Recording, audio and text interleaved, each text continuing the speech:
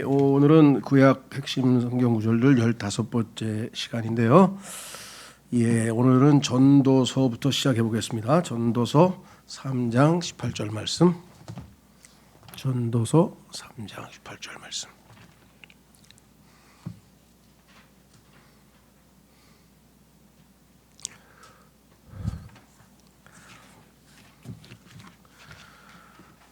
전도서라고 하는 책은 잘못 오해하기 쉬운 책입니다. 왜냐하면 성경에 분명히 하나님의 말씀으로 들어가 있기는 한데 내용이 하나님의 말씀과는 어긋나는 내용이 너무나 많이 들어있다는 거죠. 예를 들면 헛되니 모든 것이 헛되도다. 우리 그리스도인들은 모든 것이 의미 있다고 생각하지 모든 것이 헛되다고 생각을 안 하거든요. 도대체 왜 하나님이 이런 말씀을 하나님 말씀이라고 하는가? 그것은 하나님의 의도를 정확하게 읽어야 되겠죠. 그것은 전도서라고 하는 책은 하나님께서 이 땅에 존재하는 인간들 중에서 소위 말하면 그 인간들이 이 땅에서 인생을 살면서 추구하는 것, 원하는 것, 이루고 싶은 것, 이런 것들을 다 이루면 행복할 것이라고 인간들이 착각을 하고 있다는 거죠. 내가 하고 싶은 대로 다 해보고 그것을 원하는 대로 다 성취하고 이룬다면 다, 그죠? 부자가 되고 싶은데 부자가 되고 또 권력을 누리고 싶은데 권력을 누리고 쾌락을 누리고 싶은데 쾌락을 누리고 뭐 사업을 해보고 싶은데 사업에 성공하고 하여간 하는 것마다 다 완전히 성공해서 모든 것을 다 성취하면 다 이루어 보면 그러면 진정으로 인간은 만족하고 행복할 것인가? 근데 그게 아니더라는 거죠. 그래서 그걸 깨우쳐주기 위해서 하나님께서 써놓으신 거예요. 그러니까 전제 조건은 솔로몬의 이 소위 말하면 전도서에서는 그 해 아래라고 하는 표현이 반복돼서 나옵니다. 그러니까 하늘에 있는 하나님의 세계에 대해서는 언급하지 않고 우리 눈에 보이는 이 해 아래에서 벌어지는 현상을 유심히 관찰해서 거기에서 얻는 인간적인 지혜 이런 것들을 모아놓은 거기 때문에 이게 하나님의 의도와 하나님의 생각을 여기다 기록해 놓은 게 아니라는 거죠. 이것을 모르는 사람들은 이게 하나님의 말씀이라는 것을 오해해서 하나님이 이렇게 생각하고 계신다, 의도하고 계신다 이렇게 착각을 하고 있는 것이에요. 그것이 아니라 솔로몬이라고 하는 한 인간이 하나님으로부터 많은 지혜를 받았는데 인간적으로 치자면 이 세상에서 가장 지혜로운 사람인데 그 사람이 해 아래에서 살아보니 그 결론이 모든 것을 다 성취하고 해보고 싶은 거 다 해보고 마음껏 누려봤는데도 불구하고 여전히 인간의 내 마음은 공허하다. 헛되니 모든 것이 헛되다. 따라서 뭐예요? 하나님을 찾으라 이거죠. 하나님의 말씀을 순종하고 그러니까 하나님과의 관계가 회복되지 않는다면 하나님과의 관계에서 이 땅에서의 삶이 이루어지지 않는다면 그 어떠한 것도 우리 인간을 진정으로 만족시키거나 행복하게 만들 수 없다. 그런 취지로 오늘날 특히 왜냐하면 지금 우리가 살고 있는 21세기 이 시대가 솔로몬이 말하는 것처럼 뭐든지 욕구, 성취 욕구가 대단하잖아요. 뭐든지 이루어 보려고 하는 사람들이 많잖아요. 그죠? 근데 그거 다 이뤘다고 해서 과연 진정으로 행복할 것인가? 그러니까 이 세상에서 최고로 부자였고 이 세상에서 최고로 높은 왕이었고 이 세상에서 최고로 소위 말하면 뭐라 그럴까요? 뭐 즐거움, 쾌락, 뭐 평생에 부인을 1000명을 거느리고 살았으니까 그 다음에 오케스트라도 만들었고 그 다음에 만날 밤마다 파티하고 그 다음에 아름다운 자연 경관, 그냥 들의 아름다운 이런 그 연못을 지었고 궁전을 어마어마하게 지었고 그다음에 또 성전도 지어서 막 종교적인 것도 막 행사하고 그렇죠? 네. 그리고 학문을 깊이 연구해가지고 학문의 그 깊이도 놀랍고 그다음에 예술에 깊이 심취해서 예술도 뛰어나고 그러면 인간이 추구하는 모든 바를 최정점까지 완벽하게 누린 사람이 솔로몬인데 이 사람이 당연히 행복해야 되는데 그러잖아요. 근데 이 사람 행복하지가 않다는 거예요. 헛되다는 거예요. 다. 그게 바로 마지막에 죄의 싹은 사망이니 죽음이 기다리고 있기 때문에 앞서 누린 게 다 제로가 돼버린다. 아무것도 남는 게 없는 인생이 돼버린다는 거죠. 그러니까 죽음 문제를 해결하지 않고서는 인간은 결국 행복할 수가 없는데 어떻게 인간이 한 번 죽는 것은 사람들에게 정해진 것이고 그 외에는 심판이 있다 그랬는데 어떻게 죽음 문제를 해결하냐. 그래서 죽음 문제를 해결하게 오신 분이 예수 그리스도시다. 그분은 사망을 멸하러, 죽음을 멸하러, 마귀를 멸하러, 사망의 권세를 쥐고 있는 마귀를 멸하시기 위해서 오셨다고 히브리서 2장에 써 있잖아요. 궁극적으로 인간의 불행은 죽음이에요. 그래서 이 죽음 문제를 해결해 보려고 뭐 누구야 저 푸틴이 뭐 불멸이 어쩌고 무슨 불멸이야. 그러니까 시진핑은 또 겸손했는지 한 150 정도만 살면 되지. 150 살면 뭐예요? 1500살 살면 뭐예요? 여전히 헛되서 왜 그런가? 죽음 때문이다. 그 죽음의 전조가 뭐냐? 인간의 영이 죽어 있다 이거예요 지금. 하나님은 영이시고 인간이 영이 살아나서 거듭나서 하나님의 영과 인간의 영과 교정, 커뮤니케이션, 교통이 이루어지고 교제가 이루어져서 하나님의 영이 우리 영을 충만하게 채워야 가득 채워야 충만함을 느끼고 행복함을 느끼고 만족감을 느끼는데 이 영적인 상태가 완전히 제로로 돼 있으니 이 해답을 성경에서 주고 있는데 사람들은 이거를 모르고 내가 하고 싶은 대로 다 해보면 진짜 행복할 것 같다고 하는 착각 속에서 이 땅에서 정말 속된 말로 피 튀기게 경쟁하면서 그냥 잠도 안 자고 그냥 막 내가 고시 3개를 붙어가지고 고시 3개 다 붙은 사람이 원희룡이에요. 원희룡이 조금 있으면 감옥 가게 생겼어요 지금. 그 뭐 양평에서 뭐 어쩌고 뭐 그죠? 예. 뭐 이재명이 얼마 있다가 5년 있다가 또 끈 떨어진 뭐 대통령 한 번 해먹지 2번 해먹나요? 그럼 그다음에 뭐 하겠어요? 예.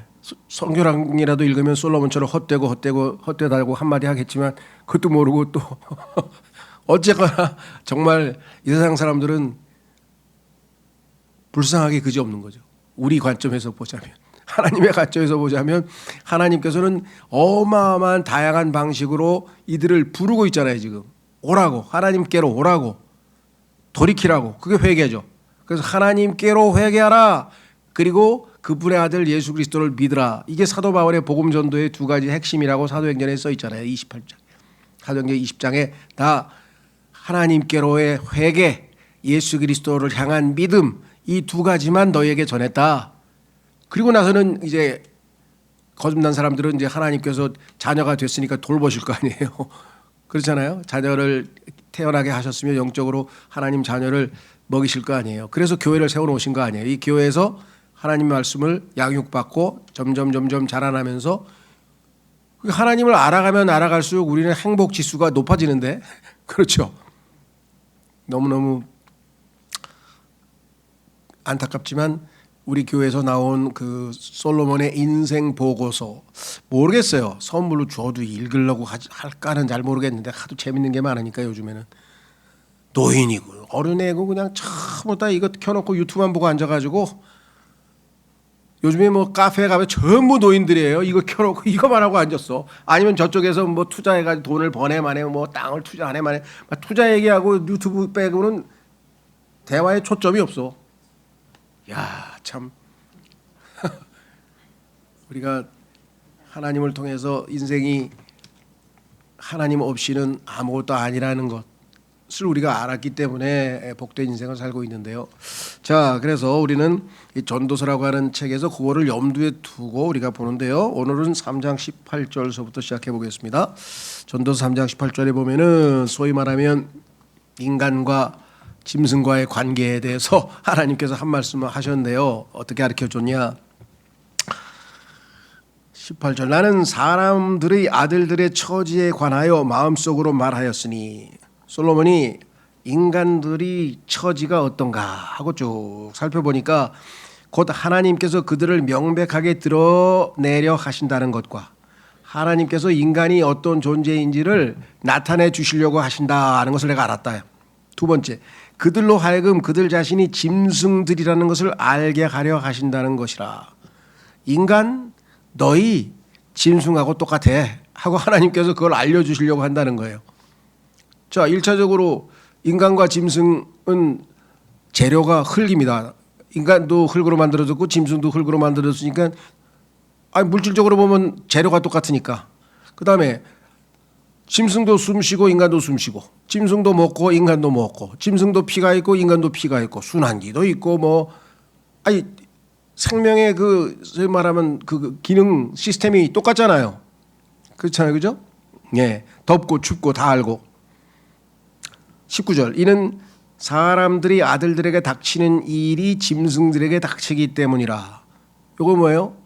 특히 닥친다는 얘기는 이제 죽음인데요. 인간도 숨이 끊어지면 죽고 짐승도 숨이 끊어지면 죽죠. 교통사고가 나가지고 탁 트럭에 치이면 인간도 쫙 한 100m 날아갔다가 탁 떨어지면서 그냥 죽고, 짐승도 로드킬이라 그래가지고 짐승도 보면 요즘에 많이 죽잖아요.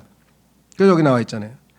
바로 하나의 일이 그들에게 닥치느니라. 똑같아. 짐승이나 인간이나 똑같은 게 닥쳐. 그게 뭐예요? 이 편이 죽는 것까지 다른 편도 그렇게 죽느니라. 인간이 죽는 거나 짐승이 죽는 거나 진정 그들은 모두 하나의 호흡을 가졌느니라. 그러니까 호흡이 끊기면 짐승도 죽고 인간도 죽고, 그렇기에 사람이 짐승보다 우월한 점이 없느니라. 이는 모든 것이 헛되기 때문이라. 그러니까 인간이 짐승보다 나을 게 하나도 없다. 오히려 어떤 면에서는 많이 부족하죠. 곰하고 싸워서 이기네. 곰은 얼마나 힘이 센데. 표범하고 달리기 하면 우리가 이기나요? 말이 안 되지. 오히려 신체적으로 보면 인간이 훨씬 짐승보다 떨어지죠. 그렇죠? 그러나 이제 여기서 문제가 있는 거예요. 20절 모두 한 곳으로 가느니라. 모두 진토에서 나와서 모두 진토로 다시 돌아가느니라. 그러니까 진토, 흙에서 나와서 흙으로 돌아가는 건 인간의 육체, 짐승의 육체입니다. 문제는 어디에 있느냐? 21절서부터 있어요. 여기까지만 하면 찰스 다윈이 맞아. 진화론이 맞다니까요. 인간과 짐승이 비슷해. 그런데 21절 위쪽으로 올라가는 사람의 영과 땅을 향해 아래쪽으로 내려가는 짐승의 영을 누가 아느냐. 여기에 답이 있는 거예요. 인간과 짐승의 차이는 영이 달라서지. 영이 달라서 다른 거지 육체적으로 보면 똑같아. 하나님 보시기에. 그렇죠? 자, 인간의 영은 위로 올라간다 그랬어요. 예. 반면에 짐승의 영은 아래로 내려간다 그랬어요. 예. 인간의 영은 초월적이고, 왜? 창세기에 보면 하나님께서 코에다 숨을 불어 넣으셨잖아요. 그러니까 하나님으로부터 온 거는 하나님께로 돌아가야지 당연히.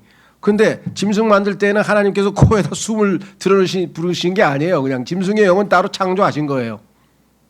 그러니까 그건 끝이 있는 거예요. 그냥 땅으로 내려가는 거예요. 거기에서 인간과 짐승의 차이가 있는데 영에 대해서는 아무것도 몰라. 이 세상에서 제일 똑똑하다고 하는 아리스토텔레스를 포함해서 소크라테스를 포함해서 세계에서 제일 뛰어난 사람들도 영에 대해서는 아무것도 모른다. 왜? 영이 죽어있는 사람이 어떻게 영에 대해서 알겠어요? 거듭나서 영이 뭔지를 알고 하나님 말씀이 이해가 돼야 이 말씀이 영이요 생명이라는 말씀이구나. 영에 대해서 맛을 좀 보는 거죠. 그렇죠? 이게 성령 충만한 거구나. 이게 하나님의 영이 나를 인도하고 계시는구나. 성령님께서 조명을 주시니까 이 말씀이 깨달아지는구나. 이게 무슨 말인지 알겠네. 이렇게 성령과 영과의 관계를 우리는 교제하면서 점점 익숙해져 가는데, 그게 아니라 영에 대해서 아무것도 모르는 영이 죽어 있는 사람이 뭘 알겠습니까? 그죠? 짐승과 인간의 차이는 바로 영적인 차이가 있는 거라는 사실을 우리가 여기서 확인해 보았습니다. 그래서 교재로 가보시면 예표, 성경에서는 인간이 가만있어 봐. 18절이죠. 그렇죠. 짐승하고 똑같다 그랬죠. 이리들, 물고기, 표범들, 뱀들, 곰들, 독수리들, 비둘기 등으로 비유된다. 인간의 특징과 이런 짐승들의 특징을 비교해 보면 다 매치가 되죠. 그리스도는 예를 들면 제일 대표적인 인간으로서의 그리스도는 이 세상에서 살 때 뱀이라 그랬잖아요. 뱀. 그래서 자기가 뱀처럼 들릴 거라 그래가지고 실제적으로 요한복음 3장에서 놋뱀으로서 들렸다 그랬고요. 어린 양으로 오셨고, 그리고 예수님은 나중에 유다 지파의 사자로 오시잖아요. 마귀도 뭐예요? 뱀이죠. 옛뱀이라고 이름이 붙어 있잖아요. 그리고 이리처럼 양처럼 양가죽을 뒤집어 쓰고 이리인데도 불구하고 사람들 와서 다 잡아먹죠. 그리고 사자, 우는 사자처럼 지금도 삼킬 자를 찾으러 다니잖아요. 다윈은 인간과 짐승의 유사점을 지적했으나 초점을 잘못 맞추었음. 유사점은 있는데 진짜 중요한 거는 인간과 짐승은 영이 다르다는 것. 솔로몬은 인간의 죽음과 부패에 있어서, 죽음과 부패에 있어서의 둘의 유사점에 초점을 맞췄음. 즉 인간은 육체적으로 짐승과 하나도 다를 게 없다. 이 사람이 이 짐승이 죽는 거나 인간이 죽는 거나 호흡이 끊겨지면 다 죽는 거다. 이렇게 얘기를 했었어요. 자, 그래서 인간의 존엄성은 바로 하나님의 영과 소통이 가능한데, 문제는 어디에 있느냐. 여기서 이제 많은 사람들이 어떻게 이 킹제임 성경에 대해서 비판을 하느냐. 야, 이거 짐승이 무슨 영이 있어? 짐승 영어 없어. 이거 이상하다. 그래가지고 21절에 짐승의 영을 누가 아느냐 그랬더니 이거 짐승의 혼이라고 또 성경을 뜯어 고쳐놨어요. 짐승이 무슨 영이 있어? 아니, 하나님이 성경에다가 짐승의 영이 있다 그랬는데 인간이 철학을 공부하더니 영 없어. 그리고 자기의 철학으로 성경을 고쳐요? 이러니까 하나님의 말씀을 공부를 못하지. 하나님 말씀은 우리가 이해가 안 돼도 뭐야. 아, 하나님께서 짐승의 영이 있다 그랬구나. 근데 둘이 인간의 영과 짐승의 영은 다르구나. 왜? 죽으면 올라가고 하나는 내려가고 하나는 초월적이고 하나는 끝이 있고. 그렇구나. 이렇게 이해를 해야 되는데 이 영적인 존재는 인간밖에 없어. 짐승은 영이 없어요. 누구 무슨 권위로 누가 그런 얘기를 해요? 성경 말씀에 하나님이 써 있는데 이해가 되세요? 자세가 틀렸잖아요. 그래서 우리는 영이 있기는 있는데 종류가 다르구나. 자, 이 세상에 영은 네 종류밖에 없어요. 하나님의 거룩하신 영, 마귀의 더러운 영, 악한 영, 그렇죠? 짐승의 영, 그다음에 뭐예요? 인간의 영. 이 네 가지밖에 없어요.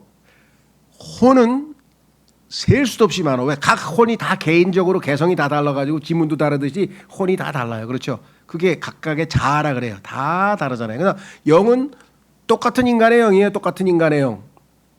짐승은 짐승의 영. 마귀는 마귀의 영. 하나님은 하나님의 영. 이렇게 되는 거죠. 자, 그래서 영에 대해서 우리가 확인을 좀 해봤고요. 두 번째, 전도서 7장 20절. 이게 또 이제 성경에서 아주 핵심적인 구절 중에 하나인데요. 뭐라고 되어 있느냐? 이는 선을 행하고 죄를 짓지 아니하는 의인이 땅 위에 한 명도 없기 때문이라. 모든 사람이 다 죄를 짓는다 이 말이에요. 그렇죠? 예수님 빼고. 자, 문제는 뭐냐? 오해하는 것 중에 그리스도인들도 은연중에 자기도 모르게 오해하는 것 중에 하나가 뭐냐면 죄를 지었기 때문에 우리가 죄인이 됐다. 이렇게 오해하시는 분들이 있어요. 아닙니다. 그러면 내가 죄 안 지으면 죄인이 안 되는 거예요? 그건 아니죠. 죄를 지었기 때문에 죄인이 된 게 아니고 죄인으로 태어났기 때문에 죄를 짓는 거예요. 그래서 아담의 후손은 다 아담이 지은 죄성을 물려받았어요. 그렇기 때문에 환경만 여건만 조성되면 언제든지 죄를 지을 수가 있어요. 그리고 실제적으로 죄를 안 지은 인간은 아무도 없어요. 여기 나와 있는 것처럼. 로마서 3장 20절에도 나오죠. 23절에도 나오잖아요. 모든 사람이 죄를 지었으므로 하나님의 영광에 이르지 못한다고 돼 있잖아요. 그렇죠? 자, 그래서 아예 다윗은 뭐라고 얘기했느냐? 시편 51편에서 내가 죄인에게서 태어났다. 우리 엄마 죄인이다 이거예요. 근데 내가 죄인으로부터 태어났다 이게 내 생명이 죄로 물든 생명이다라는 것을 인정하고 있죠. 그러니까 우리가 이것을 이해하지 못하면 행위로만 보면요, 겉으로만 보면 정말 저 사람 죄 안 지은 사람 같은 사람이 있어요. 어려서부터 너무 좋은 환경에서만 자라가지고 정말 죄 하나도 안 짓고 산 것 같아. 그럴 수 있죠, 겉보기에는. 근데 성경에서는 마음의 형제를 미워하면 살인자라 그러는데 마음에 지은 죄는 어떡할 거예요, 그럼? 그렇죠. 그러니까 인간은 생명 자체가 죄성을 지니고 죄 본성을 지니고 있기 때문에 죄를 지었다. 그래서 하나님께서 거기에 대해서 심판하신다 이렇게 돼 있죠. 그래서 여기 나와 있는 것처럼 인간의 본성에 대해 정의함. 모든 인간은 부패하였음. 자, 여기서 이제 한 가지 조심하셔야 돼요. 소위 말하는 칼빈주의. 아까도 내 후배가 우리 교회 다녔었는데 그 요즘에 이 웨스트민스터 뭐 신앙 고백 강해를 좀 몇 개 들으면서 좋은 점도 있는데 우리하고는 예를 들면 지금 얘기한 것처럼 영혼과 육체라 그러고 우리가 영혼 몸이라고 가르치는 걸 이단이라고 하면서 막 열심히 가르치니까 자기는 이제 알기 때문에 이제 새겨들으면서 골라서 듣기를 하는데 칼빈주의에 있어서 조금 이해가 안 가는 게 있다. 그 중에 하나가 뭐냐면 아까 제가 시간이 없어서 한의원에 가느라고 내가 답변을 길게 못했는데 그 중에 하나가 뭐냐면 저 이제 칼빈주의 비평 책이 있어서 나중에 책을 전에는 주겠습니다만은 전적 부패라는 거예요. 자, 인간은 이 소위 말하면 그 칼빈의 5대 강령이라는 게 있어요. 근데 그 중에서는 성경과 맞는 것도 있고 안 맞는 것도 있어요. 그런데 이거를 성경보다 더 위에다 둬 칼빈주의자들은. 그래서 이 칼빈주의 5대 강령을 통해서 성경을 해석을 해. 그러면 안 되지. 거꾸로지. 우리가 성경 밑으로 내려가야지 어떻게 성경보다 위로 올라갑니까? 이게 소위 칼빈이 철학자이기 때문에 문제가 생기는 거예요. 자, 중요한 건 뭐냐? 성경에 보면은 인간의 전적 타락이라고 하는 것은 성경에 보면 우리의 의지의 타락까지는 미치지 않았어요. 그 얘기는 뭐냐? 우리의 생각도 우리의 감정도 많은 것에서 미쳤지만 특히 자, 하나님께서 만약에 인간이 의지가 타락해서 칼빈주의자들이 얘기하는 것처럼 전적으로 인간은 타락했기 때문에 복음을 듣고도 믿을 수 있는 능력이 없다는 거예요. 타락해서. 그럼 하나님께서 복음을 우리에게 전하고 믿으라 그러는데 믿을 수 있는 능력이 없는데 믿으라 그러면 뭐 우린 뭐야 이거 그러면? 하나님이 우리를 뭐 가지고 장난을 치시는 겁니까? 말이 안 되잖아요. 믿을 능력이 있으니까 믿겠습니다 하고 결단을 하고 믿을 의지가 있으니까 믿으라 그러지 의지도 없는데 믿으라고 하느냐. 근데 칼빈은 그렇게 안 가르쳤어요. 제가 칼빈주의의 정체를 알게 된 것은 그때가 몇 년인가 84년도에 제가 88년도인가 천안에 이제 단국대학교에 이 뭐랄까 교수로 채용이 돼가지고 이제 갔어요. 그래서 이제 천안에 가서 살게 됐는데 교회를 정해야 되잖아. 야 어느 교회를 가야 되나 이제 큰일 났네. 그때는 킹제임스 성경을 모를 때니까 막 하다가 어떻게 하다 보니까 우리 집 근처에 있는 천안장로교회라고 있는데 그 교회가 건전하고 거기에 CCC 출신의 제 후배가 외국어 대학 아랍어과 출신인데 저 아랍 중동으로 선교사를 가기 위해서 거기서 훈련을 받고 이제 곧 떠나는 근데 학창 시절에 같은 선교 단체에 있었기 때문에 친하게 지냈던 그 전도사 한 분이 거기 있는 거예요. 그래가지고 반가워가지고 이게 몇 년 만이냐 그러고서 막 했더니 여기 건전한 교회니까 오시라고 그래서 갔어요. 그러니까 건전하더라고요. 그 목사님이 또 내비게이터 선교회 출신에다가 또 아주 복음도 정확하게 잘하시고 이정호 목사님이라고. 하나님이 인도해 주셨구나. 너무 감사하다. 그건 모든 게 다 만족스럽고 좋았어요. 근데 이제 어느 날 갑자기 그 집사를 새로 뽑는데 서리 집사로 이제 지명을 한 거예요. 그래서 이제 그 안수를 받으려면은 서리 집사들이 교육을 받아가지고 이제 소위 말하면 집사로서의 뭔가 이렇게 준비가 돼야 된다. 그래서 집사 교육이 있었어요. 서리 집사들 와서 이제 교육을 받으라고. 그래서 이렇게 앉았어. 그 목사님이 여기 서 있고 이렇게 앉아가지고 다들 성경 공부를 이제 하는 거예요. 질문이 갑자기 이제 이분이 이제 튤립 소위 말하면 영어로 TULIP 이 5글자로 시작이 되는 칼빈의 5대 강령을 가리키기 위해서 이제 이걸 튤립이라 그래요. 발음이 왜냐하면 TULIP가 첫 글자다 보니까 읽으면은 튤립이 되잖아요. 그래서 튤립 그러면 이제 칼빈의 5대 강령. Total depravity. 그러니까 이게 완전 전적 타락이란 뜻이구나. 그렇지 인간은 완전히 타락했지. 처음부터 영혼 몸 다 타락했지. 뭐 이제 이렇게 생각을 하고 있었어요. 근데 갑자기 질문 하나 한다는 거야. 그 질문 내용이 뭐냐? 믿으면 거듭납니까? 아니면 거듭나야 믿습니까?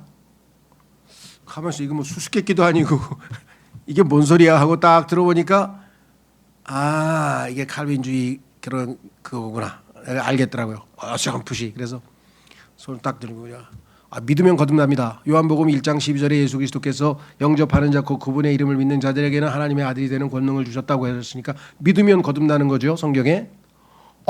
김 집사님 뭐 정말 성경까지 암송하면서 대단하십니다. 말하더니 근데 집사가 되려면 한 단계 더 높아져야 된다는 거야.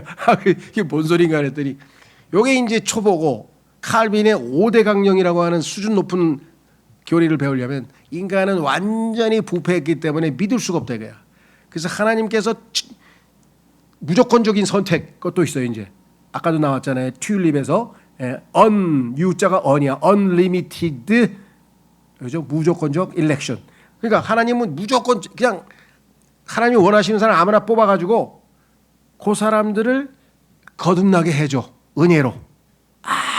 그러면 그 거듭난 사람이 복음을 들었을 때 예수님을 믿을 수 있는 거야. 그렇지 않은 사람은 거듭나지 않은 사람은 예수님을 믿을 수가 없어. 왜? 전적으로 부패했기 때문에.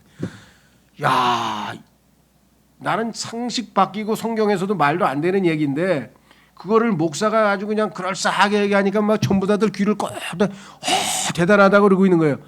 지금 장로교회에서 좀 집사하고 장로하는 사람 다 이거 믿고 앉아 있는 거예요.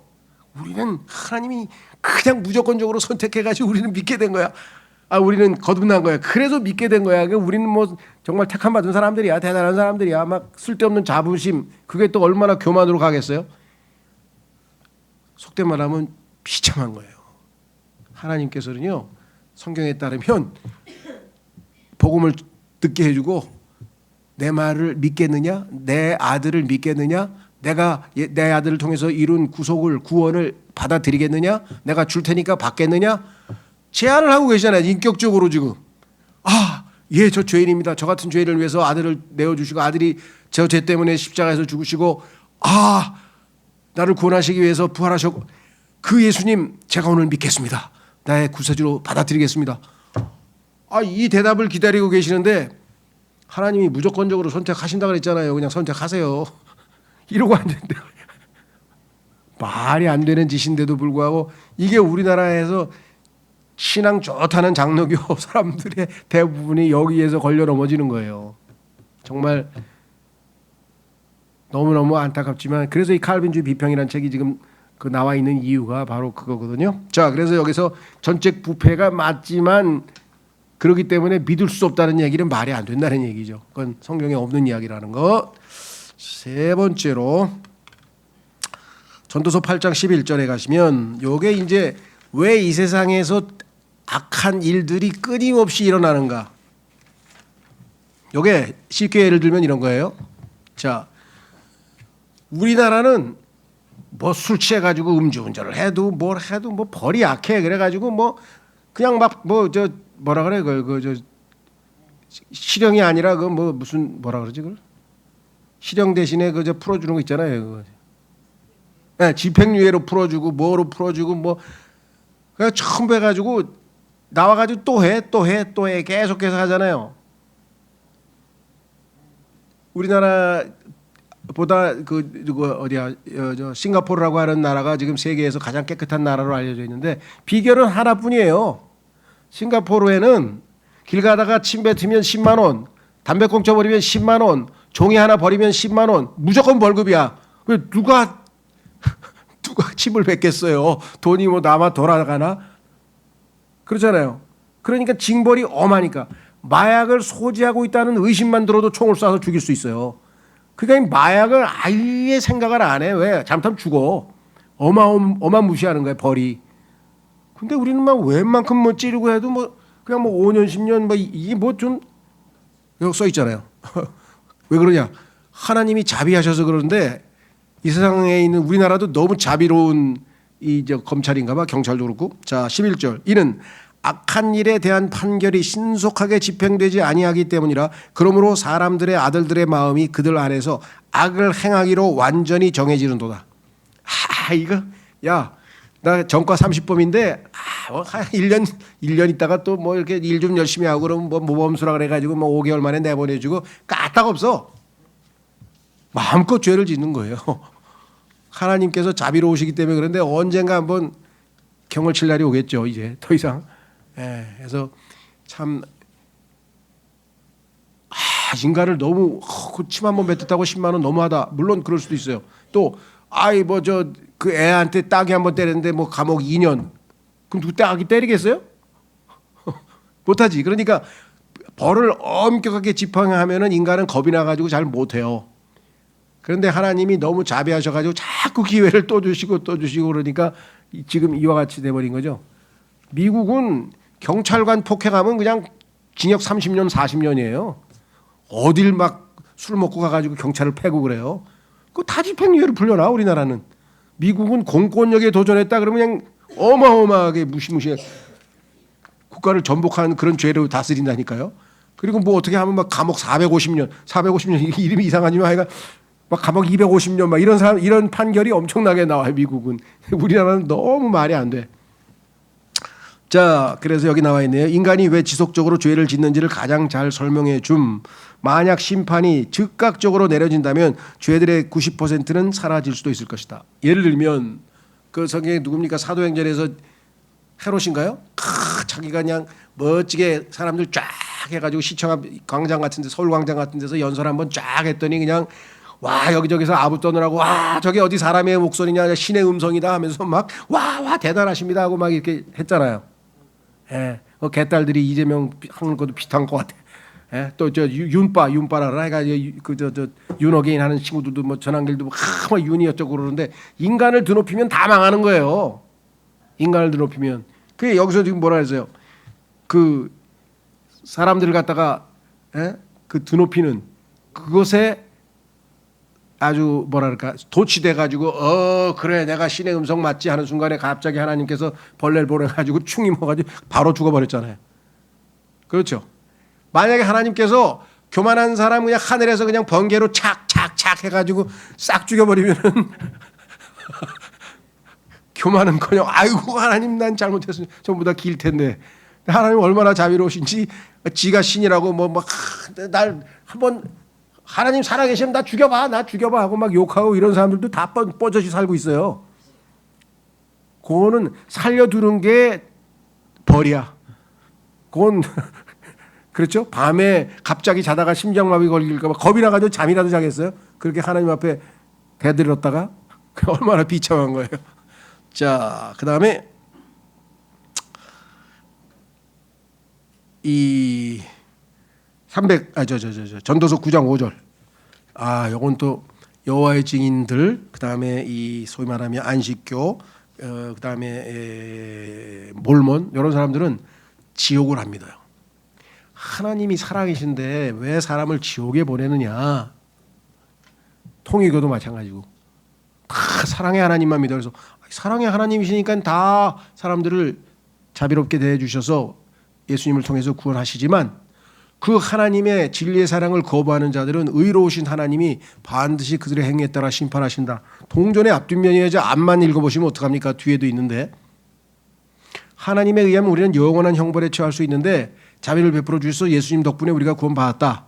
그런데 그 예수님을 거부한 사람은 자기가 스스로 하나님 벌 받기로 스스로 선택했으니까 벌 받는 겁니다.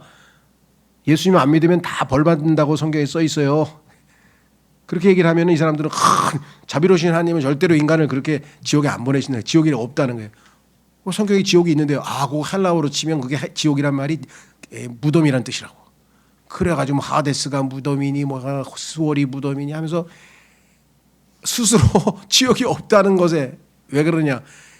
여호와의 증인 그를 창시한 당사자가 어렸을 때 하도 교회에서 지옥 설교를 들어가지고 겁이 많아가지고 너무너무 무서워서 결심을 했어요. 내가 커서 지옥 없는 종교를 하나 만들겠다. 그래서 지옥 없는 종교 만들어낸 거예요. 그러니까 지옥만 설교한 교회가 잘못했지. 지옥에 갈 수밖에 없는 운명인데 예수님 덕분에 우리가 하나님이 우리를 구원하셔서 하늘나라로 간다. 이 복음을 들었어야 되는데 이 복음은 못 들었나 봐요. 그냥 지옥 가는 심판하는 얘기만 들었나 봐. 그러니까 그런 노이로제가 걸려가지고 트라우마가 있어가지고 그렇게 이상한 종교를 하나 만들어낸 거죠. 자, 여기 보시면 얼핏 보면 지옥이 없는 것처럼 보입니다. 5절. 전도서 9장 5절. 이는 살아있는 자들은 그들이 죽을 것을 알고 있으나 죽은 자들은 어떤 것도 모르며 죽으면 만사 끝. 의식도 없고 아무것도 없어. 그냥 교통도 없어. 고통도 없고 아무것도 없어. 끝. 그들에게 더 이상 보상도 없기 때문이 모르며 그들에게 더 이상 보상도 없기 때문이요 그들에 관한 기억이 잊혀지기 때문이라. 또한 그들의 사랑과 그들의 증오와 그들의 시기도 이제는 사라졌느니라. 그들은 또한 해 아래에서 이루어진 어떤 것에서 더 이상 영원토록 몫이 없느니라. 죽으면 만사 끝. 그러면 심판도 없고 지옥도 없고 아무것도 없어. 그게 사실이라면 죽을 사람들 많을걸요 아마. 왜? 살아봐야 생고생, 눈물 고생이고 이 땅에서 그냥 낚시라고 없는 사람들이 어디 얼마나 많아요. 그렇죠. 하루 한 끼도 제대로 못 먹고 자식들은 병들어 있고 이게 뭐 빚은 지고 그냥 살 맛이 없는 사람들이 이 세상에 얼마나 많냐고. 근데 그 사람들이 죽으면 끝이야. 심판도 없고 아무것도 없어. 그러면 죽지 않을까요? 그런 것도 확실하지도 않은데도 너무 힘들어 그리고 자살도 하는 사람이 우리나라에 1년에 4만 명이에요. 4만 명? 그러니까 하루에 40명씩 죽는다 그랬어요. 자살자가. 우리나라가 세계에서 제1위야. 40명씩 자살해. 매일. 근데 그 사람들은 하늘나라 가지 지옥이 있는지 그런 것도 모르고도 해.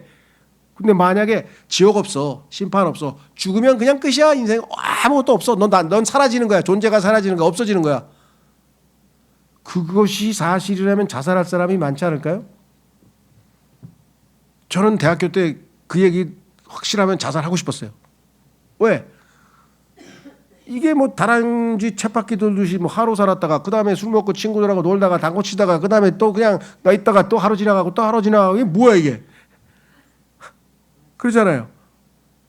더더군다나 그때 저희 돌아가신 할아버지가 아프셨는데 할아버지가 굉장히 무서웠어요. 그래가지고 손자들이 한 5, 60명 되니까 막 자식이 뭐 10명 넘으니까 얼마나 자식들이 많아요. 막 손주가 바글바글 되니까 그냥 명절이 오면 할아버지가 막 짜증이 나는 거야. 너무 시끄러우니까 손주 애들이 소리 지르고 뛰어다니 소리를 바락바락 지르시는 거야. 그러니까 뭐 전부 다 할아버지 소리 졌다 그러면 다 도망가가지고 무서워가지고 근데 이 양반이 나중에 병에 걸려가지고 연세대학교 신촌 세브란스에 누워 있는데 2년 반을 누워 계셨는데 내 평생에 욕창을 목격을 했거든요. 실제로 살이 다 허물어졌어요. 뼈만 남았어 등짝이.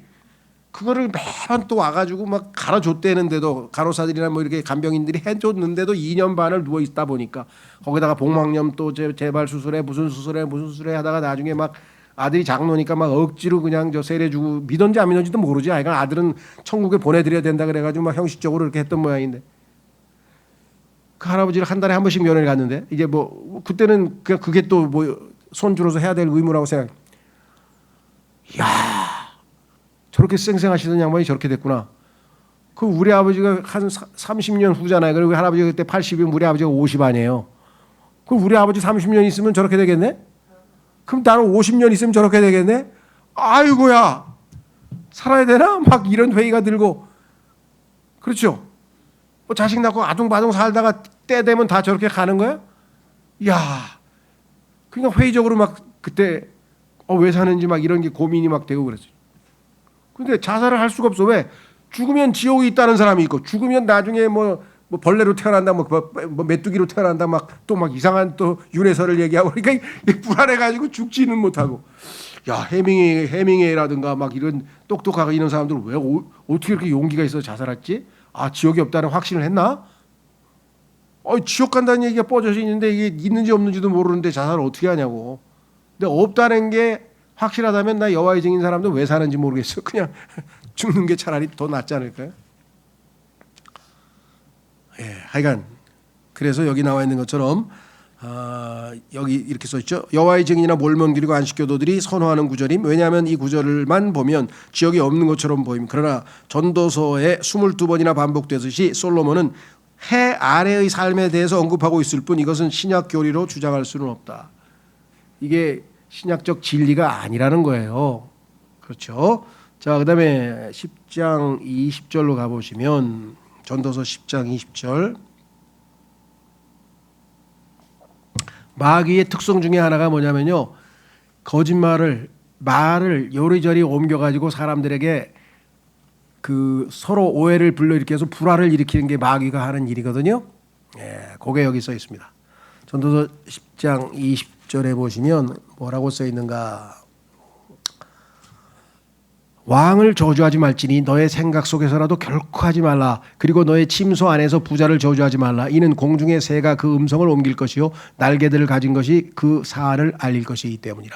공중의 새, 날개들을 가진 것 이건 다 마귀들을 예표하고 있죠. 성경에서 파리, 모기 뭐 다 이게 다 우리말에는 벽에도 귀가 있느니라 뭐 이런 표현이 있어요. 영어 속담에도 보면은 벽이 귀를 달고 있다는 거니까 나쁜 말을 아무 데서나 함부로 해봐야 나중에 다 들통이 나가지고 다 이렇게 된다는 그런 뜻이죠. 여기도 마찬가지예요. 왜? 마귀들이 그런 것들을 옮긴다는 뜻입니다. 그래서 성경에 보면은요. 마가복음 4장 4절에 여기 3장이라고 써서 잘못 썼네요. 4장입니다. 4장 4절에 보면은 새들, 마귀들이 와가지고 하나님의 말씀을 다 이렇게 탈취해가는 장면이 나오죠. 처음에 새가 마귀로 등장하는 예표하고 있는 것은 그 유명한 노아의 홍수잖아요. 노아의 홍수 딱 끝나고 까마귀가 나와가지고 까만 새가 하나 나와가지고 쫙 보니까 막 시체가 널브러져 있는데 와, 내 식사구나 하고 가서 다 맛있게 잡섰죠. 더러운 걸 갖다 먹는 짐승이잖아요. 비둘기는 뭐야? 아이고 더러워. 그래가지고 다시 돌아왔어요. 그러니까 비둘기는 성령님을 예표하고 까마귀는 사탄을 예표하죠. 그것이 이루어졌죠. 나중에 마귀가 얼마나 모기나 파리처럼 작다는 걸 알 수 있는 것은 군단 어마어마한 이 마귀 떼들이 돼지 안으로 들어가는 장면이 나오잖아요. 돼지 속으로 쏙 들어갔던 장면이 나오잖아요. 예, 그래서 성경에 보면은 이 소위 말하면 파리 대왕 부엘제붑이라고 하는 그 파리 대왕이라고 하는 자가 마귀의 이름 중에 하나잖아요. 그렇죠? 그래서 파리, 모기, 날짐승 여기 나와 있죠. 분명하게 마귀들을 예표하고 있다고 성경에 말씀을 했습니다. 예, 11장 6절로 가보시면 아침에 너의 씨를 뿌리고 저녁에 너의 손을 거두지 말라. 이는 내가 이것이 형통할지 저것이 형통할지 아니면 그것들이 둘 다 동일하게 잘 될지 모르기 때문이라. 그러니까 씨를 뿌릴 때 뭐 바람이 불어서 못 뿌린다. 뭐 여기는 뭐 땅이 딱딱해서 못 뿌린다. 뭐 이랬다 저랬다 핑계 대지 말고 그냥 많이 뿌리라는 거예요. 왜? 어떤 씨앗이 잘 나고 어떤 씨앗이 잘 날지는 우린 모르잖아요. 그건 하나님께서 속해 있는 거기 때문에. 자, 그래서 11장 1절에도 보면은요, 우리가 전도를 해야 된다고 하는 것을 보여주는 장면인데요. 너의 빵을 물들 위에 던지라. 빵은 성경에서 보면 하나님의 말씀을 빵이라 그랬잖아요. 그다음에 물들은 계시록에 보면은 민족들이라 그랬잖아요. 물들에 바다 위에 앉은 물들 위에 앉은 여자가 나타나죠. 그래서 성경에 따르면은 여기서 빵을 물 위에 던지라고 하는 얘기는 하나님의 말씀을 많은 세상 사람들에게 뿌리라고 하는 의미로 해석이 가능하고, 이런 데가 많은 날이 지난 후에 그것을 발견할 것이기 때문이다. 여기에 이제 답이 있어요. 전도를 하고 전도지를 나누어주고 우리가 복음을 전하고 해도 그것이 바로바로 결과가 나타나가지고 당장 우리는 그냥 전도하면 바로 영접하라고 그냥 막 다그치는데 그게 그렇게 금방 되는 게 아니에요. 때가 다 무르익어야 이루어지는 일이잖아요. 그렇죠? 예, 그래서 여기에 보면 2절에 7에게 목을 주고 8에게 그리하라. 이는 내가 무슨 해악이 땅 위에 임할지 모르기 때문이라. 만일 구름들이 비로 가득하다면 그것들 땅 위에 비를 쏟아 스스로를 비우느니라. 그리고 만일 나무가 남쪽으로 향하거나 북쪽을 향해서 쓰러진다면 그 나무가지 쓰러지는 곳 거기에 그것이 있으리라. 그러니까 이 핑계 대지 말고 여건이 나쁘다, 비가 온다, 나무가 쓰러진다, 뭐 이런저런 조건 따지지 말고 그냥 뿌리라 이 말이죠. 4절 바람을 관찰하는 자는 씨를 뿌리지 아니할 것이며 그거 너무 계산해서 하면 안 된다. 구름들을 유념하는 자는 거두지 아니하리라. 문제는 어디에 있냐? 5번 영의 길이 무엇인지. 자, 하나님의 말씀이 떨어지면 우리의 영을 살려서 우리가 거듭나는데 영의 길이 무엇인지, 또 아이벤 여자의 태 속에서 뼈들이 어떻게 자라는지 내가 모르듯이 바로 이처럼 너는 모든 것을 만드시는 하나님의 역사들을 모르느니라. 하나님께서 길거리에 떨어진 전도지 하나 주워가지고 읽다가 거듭난 사람도 있고, 지나가다가 그 거리 설교하는 사람이 외치는 소리 듣고도 거듭난 사람도 있고, 하나님의 역사는 어떻게 일어날지는 모른다는 거죠. 이거는 그러니까 부지런히 우린 뿌리는. 그 중국에, 우리나라는 잘 모르겠어요. 내가 듣기는 중국이라고 들은 것 같은데, 중국에는 그 한방 치료를 할 때 병원에 가게 되면은 두 가지 그 뭐라 그럴까 이 치료 방식이 있는데, 하나는 뭐냐면 호방이라 그래가지고 호방과 잡방 이렇게 두 가지의 치료 방식이 있는데, 호방은 굉장히 유능한 한의사가 맥을 딱 잡고 경험이 많고 그런 사람이 쫙 보면은 무슨 병이다 이것을 굉장히 정확하게 찝어낸대요. 그러면 거기에 맞는 약을 한 첩을 딱 먹으면 바로 낫는다는 거예요. 근데 이 정도 수준 높은 의사는 찾기가 정말 드물죠. 그렇죠? 오진이 얼마나 많은데. 잡방은 뭐냐? 딱 잡아보니까 요게 신장 같기도 하고 요게 요거 같기도 하고 저거 같기도 하고 그냥. 그래서 뭐예요? 다 여기저기에 좋은 약을 그냥 잡방으로 만드는 거야. 여러 가지를 섞어가지고. 무슨 말이 이해가 되세요? 그럼 먹다 보면 하나 걸릴 거 아니야. 그래서 나올 수도 있다는 거예요. 지금 복음 전파도 이 잡방에 해당되는 게, 누가 저 사람 생긴 거 보니까 복음을 안 받아들이게 생겼네. 에이, 너는 X. 저 사람은 받을 것 같은데 너는 이게 아니라는 게 몰라요. 우리는. 사냥도 마찬가지예요. 사냥에 보면은 조준해서 쏘는 거 있잖아요. 저격수 딱 그냥 조준해서 한 방에 딱 맞추잖아요. 그런데 그렇게 다 잘 쏘는 사람만 있나요? 그게 아니잖아. 그럼 뭐예요? 산탄총이라는 게 산탄총. 수십 발을 그냥 갈기는 거야. 그 중에 하나 얻어 걸리려고. 그 복음 전파는 우리 같은 사람은 무조건 잡방 아니면 산탄총이고요. 예수님은 조준해서 아니면 호방. 사마리아 여인, 너는 생수가 필요하구나. 짝 금방 거듭나. 니고데모, 너는 다시 태어나야 돼. 도덕 선생, 윤리, 철학 갖고 안 돼. 영이 다시 태어나야 돼. 한 방에 꽉. 우리 예수님하고는 다르지. 우리는 예수님처럼 하고 싶어하는 사람이 있어. 그거 안 돼요. 하나님이 그런 은사를 준 사람이 있을지 없을지는 잘 모르겠습니다. 우리는 뭐야? 그냥 주는 거야. 그렇죠? 예, 그래서 여기 나와 있는 걸 보면 복음은 우리가 이렇게 하고 결과는 나중에 하나님께서 어떻게 하실지는 하나님이 알아서 하신다는 거죠. 자, 그 다음에 전도서 12장 14절. 요거 이제 솔로몬이 마지막에 뭐냐면 인생 헛되고 나중에 막판에 가서 딱 결정은 하나님 앞에서 전해지는 거야. 그래서 뭐예요? 심판받는다 이거예요. 보세요. 이는 하나님께서 선이든 악이든 모든 은밀한 것과 더불어 모든 행위를 각각 심판으로 가져올 것이기 때문이라. 백보자 심판, 최후의 백보자 심판을 여기에서 최종적으로 우리에게 예표로 보여주고 있네요. 하나님은 한 번 죽는 것은 사람들에게 정해지시고 그 후에는 심판이 있다는 거예요. 이 땅에 온 사람들은 다 자기가 한 행위에 대해서 해명을 해야 돼요. 당신 왜 전도지 줬는데 읽고 나서 그 다음에 예수님 안 믿었어? 그거 답변해야 돼요. 친구가 애걸복걸하고 울면서 예수님 믿으라는데 그때 왜 거부했어? 그때 교회 가가지고 야 복음 듣고 뭔가 이건 맞는 것 같은데 내 죄를 지적하는 것 같은데 형제를 미워하는 자는 살인자라? 가면서 그럼 나 살인자 아니야? 가면서 어떡하지? 왜 그때 예수님 영접 안 했어? 하나님이 이걸 다 지적하면 어떻게 되겠어요? 하나도 남김없이 그냥 다 복귀할 거예요. 지금 그 누굽니까? 그저 김건희 여사. 뭘 그렇게 많이 받아 처먹었어. 그냥 뭘 먹고 뭘 받고 그냥 뭐 받은 게 그 숨겨놓으면 뭐예요? 나중에 다 드러나는데. 하나님 앞에서도 마찬가지예요. 뭐 그럴싸하게 폼 잡고 양복 입고 잘 살아봐야 하나님 앞에 가서 그냥 너 어렸을 때부터 동생 것 다 뺏어가지고 훔쳐먹었구나 이놈아 하면서 또 다 나오는 거야 다. 하나도 우리는 안 나와요. 왜? 다 지워져 버려서 예수님이 피로 그냥 싹 지워버렸니. 우리는 더 이상 죄가 남아있질 않아요. 그 얼마나 감사해요. 그렇죠? 누가 앞에 가서 자기 죄가 다 까발려지는 그 수치스러움을 어떻게 당할 거냐. 사람들이 그럴 거야. 야, 저 사람 대한민국에서 의인상도 받고 말이야. 막 도덕상도 받고 막 사회적으로 사회에 막 그 굉장히 높은 훌륭한 뭐 도덕 선생이라고 막 칭찬도 받고. 와, 저 사람 저거 뒤로 그냥 호박씨 같잖아, 저거. 지금 그 제일 대표적인 사람이 누굽니까? 그 뭡니까? 저 국회의원 장관 돼가지고 청문회 할 때 보면 오세요. 저 친구 보니까 음주운전에다가 뭐 여학생 따귀도 때렸다가 뭐 별짓을 다 했네. 그렇잖아요, 그죠? 별짓을 다 했어. 그래도 너무나 양심이 화인을 맞아가지고 인두로 찢어져가지고 괜찮대. 난 교육부 장관 해야 되겠대. 우리 같으면 창피해가지고 어디 들어가서 숨어가지고 어디 미국으로 도망쳐서 나는 안 올 것 같아. 너무 창피해가지고. 그렇잖아요. 너무 창피해서 어디 한국에 살겠어요? 참 양심이라는 게 이렇게 하나님께서 말씀하신 게 인두로 찢어져가지고 이게 작동을 안 한다는 거야.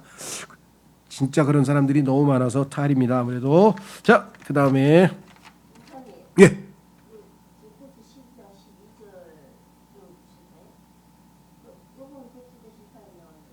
12장? 12절로 돼 있어요? 14절인데. 예. 그럼 잘못 썼어요. 14절. 왜 그랬지? 그거 저기 저기 누구야 저 허욱 형제님이 내가 준 이 프린트를 타이핑을 잘못했네. 내 거는 14절로 써 있는데 여기. 실수. 예. 그다음에 넘어가셔서 이제 아가서로 넘어갑니다. 야, 이 솔로몬의 아가서도 이게 또 보통 책이 아니에요. 아가 이제 아름답다는 뜻인데요. 아름다운 노래. 근데 뭐 사실은 성경 제목은 그냥 솔로몬의 노래예요. The Song of Solomon. 솔로몬의 노래. 근데 이 노래가 그냥 노래가 아니라 예수님은 그냥 왕이 아니고 왕 중의 왕이잖아요. 그러죠? 솔로몬의 노래도 이 노래도 얼마나 아름답고 최고봉인지 그냥 노래들 중에 노래야. Song of Songs. 야, 이거를 안 읽어보고 뭐 멋진 무슨 뭐 뮤지컬이나 아니면 뭐 좋은 음악 얘기할 필요. 진짜 우리는 노래들 중에 노래를 이렇게 아름다운 노래. 그것도 정말 영적으로 보자면 우리 개개인 한 사람 한 사람과 우리의 주님이신 예수 그리스도와의 사랑의 관계, 그분이 얼마나 날 사랑하셔서 십자가를 지시고 피를 흘려 죽으셨을까부터 시작해서 나를 훈련시키고 단련시키셔서 예수님 수준으로 끌어올려야 예수님하고 사랑이 제대로 이루어질 거 아니에요. 수준이 너무 낮아가지고 어떻게 일방적인 사랑만 받을 수는 없잖아요. 그러니 한 단계 한 단계 성장해가는 그 과정을 인도하시는 예수님과의 관계, 사랑이 진전되는 모습, 이게 너무나 아름답고요. 주님의 몸된 교회와 예수님과의 관계도 되고요. 이스라엘과 하나님 아버지와의 아내와 남편과의 관계도 되고요. 여러 가지 면에서 살펴볼 수 있죠. 뿐만 아니라 직접적으로 남자 여자, 이 땅에서 하나님께서 남자 여자를 만들어서 이렇게 친밀하고 깊은 사랑을 하라는 거예요. 여기 나와 있는 사랑처럼 하면 얼마나 부부가 아름답겠습니까? 그죠? 하여간 우리 교회에 계시다가 돌아가신 분이 계신데 그분이 암에 걸려서 막 나중에, 근데 하여간 평생에는 그 자매님에게 그렇게 잘하진 못했나 봐.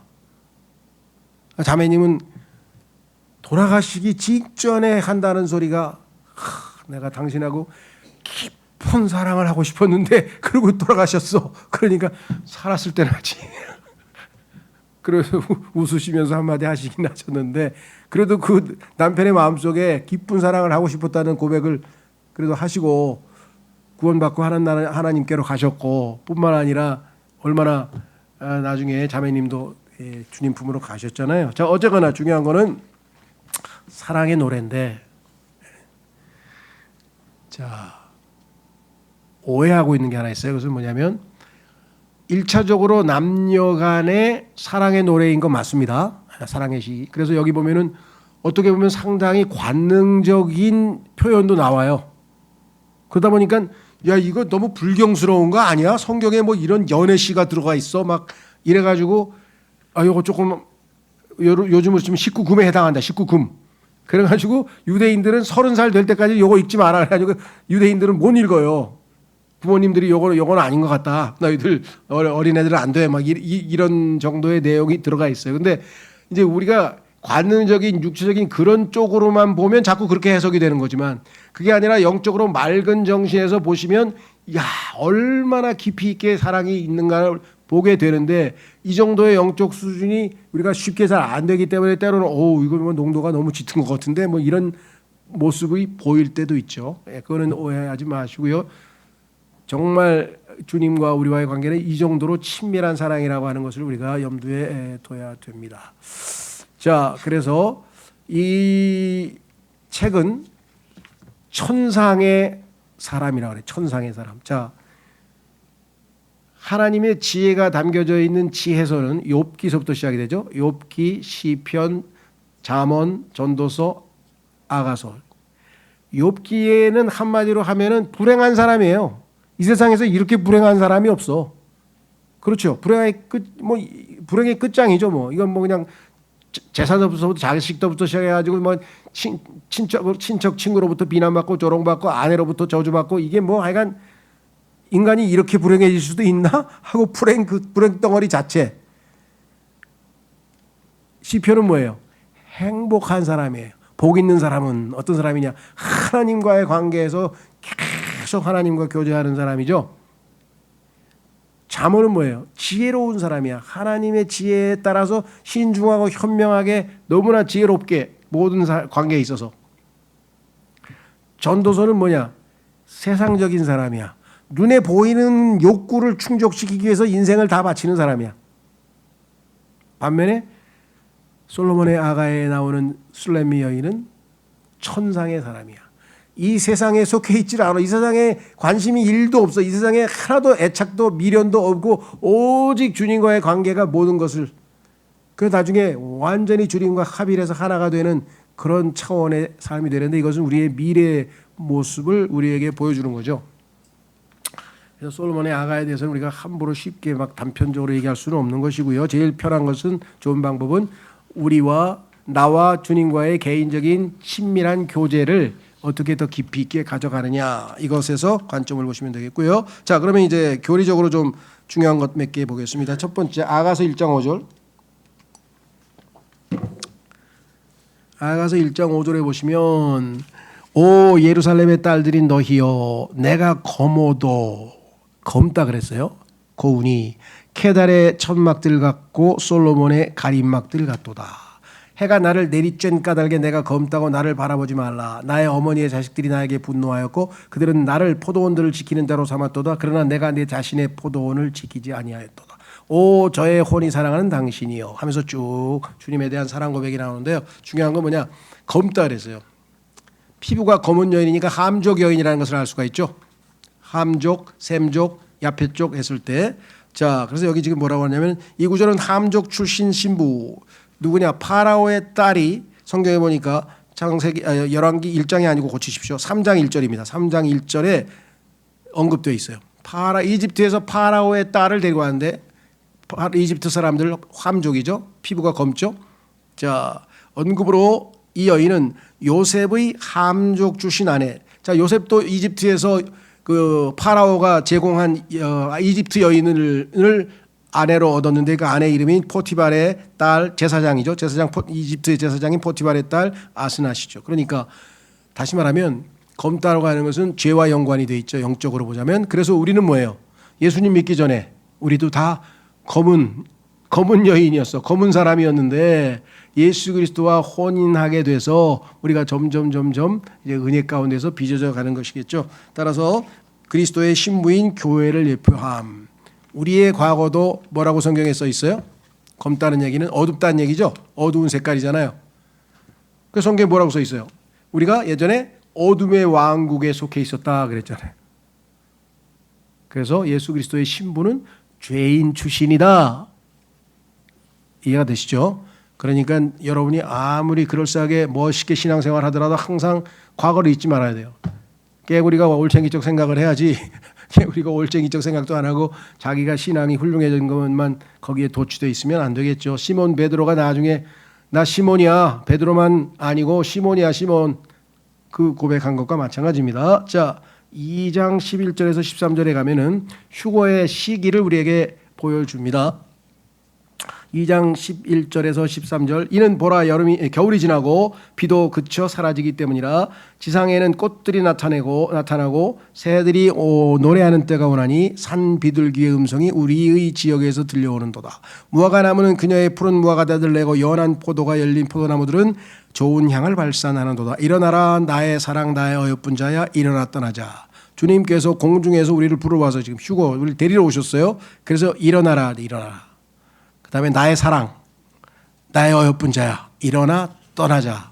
그래서 휴거의 시점이 아마도 여기에 나와 있는 계절상으로 볼 때 5월 말 혹은 6월 초에 있을 것. 오순절과 연관이 있다고 하죠. 강하게 암시하고 있다 그랬습니다. 자, 왜냐하면 이 여인은 그리스도의 신부이기 때문에 그렇다 그랬습니다. 아가서 4장 12절로 가시면 이 자기의 사랑하는 자를 부를 때 누이라는 말을 썼어요. 누이. 4장 12절. 나의 누이 나의 반려자는 둘러막힌 정원이요 다친 샘이요 봉인된 샘터로다. 신약 성경에는 이게 아마 누이 대신에 자매라고 돼 있을 거예요. 자매. 그렇죠? 신약 성경에서는 자매를 데리고 다닌 뭐 이런 얘기를 하는 거 보면 영어로는 똑같아요. 시스터. 그러니까 우리가 형제 자매라는 말 쓰잖아요. 나 또 형제가 몇 명이냐, 자매가 몇 명이냐. 형제 자매가 성경에서 자신의 와이프, 아내를 부르는 칭호 중에 하나예요. 그리고 형제도 마찬가지 남편을 부를 때 부르는 칭호 중에 하나가 형제입니다. 그러니까 여기 보시면 아내를 누이로 묘사하는 것은 가톨릭 전통이 아니라 가톨릭에서 이 수녀들을 시스터라고 부르는데 그게 가톨릭 전통으로 오해하는 게 아니라 오히려 성경적 유물인 성경에서 나오는 얘기입니다. 자, 이분은 아담의 동생 아니에요. 여동생 아니에요. 그렇죠. 카인도 자기의 여동생하고 결혼한 거 아니에요. 그래서 자기 여동생 즉 누이 또는 자매가 아내가 된 거죠. 그래서 아내를 부를 때 누이라고 부르고 자매라고 부르는 것은 성경적으로 잘못된 게 없다. 모르겠어요. 일반 교회들에서는 별로 안 그러는 것 같은데 그 대학교 선교단체, 대학생들이 선교단체에서는 그 자기 부인을 부를 때 자매라고 불러요. 우리 자매가 요즘에 좀 몸이 안 좋아요. 그 자매가 자기 진짜 여동생 얘기하는 게 아니라 자기 부인 얘기하는 거거든요. 남편도 마찬가지예요. 우리 형제님이 그럼 형제가 자기 남편 얘기하는 거예요. 이게 성경적으로 자연스럽거든요. 근데 요즘에는 이제 형제님보다는 오빠를 많이 써요. 오빠. 오빠도 성경적으로 맞는 말이에요. 브라더예요. 영어로 얘기하시면 브라더. 그래서 그 누가 사용했는지 하여간 그 오빠도 성경적으로는 문제될 게 없습니다. 그래서 성경적인 근거가 있는 칭호다라는 걸 좀 알아두시면 좋겠고요. 5장 10절로 가시면 나의 사랑을 받는 이는 희고도 불구스름하니 1만 명 가운데 제일 가는 분이시라. 자신의 그 사랑하는 이에게 신앙 고백을 하고 사랑 고백을 하는데 뭐라고 얘기하냐면 여기에서 희고도 불구스름하다 그랬어요. 요즘에 보면은 그 인종 문제에 예민한 사람들 있죠.